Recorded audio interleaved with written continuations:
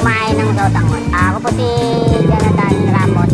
Ako po yung may-ari ng Aros Fried Chicken.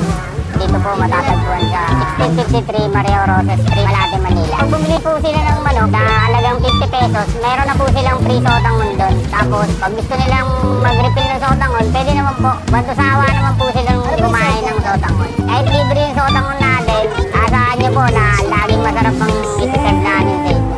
Hindi po namin kayo bibitinin sa mga ingredients na dapat na matikman nyo sa sotangon. At maraming salamat po sa lahat ng kumakain araw-araw at hindi nagsasawa sa siniserve namin mga pagkain araw-araw dito sa tindahan namin.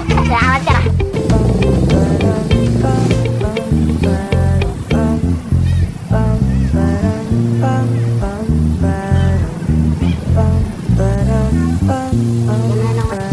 Pwede lang yan, no?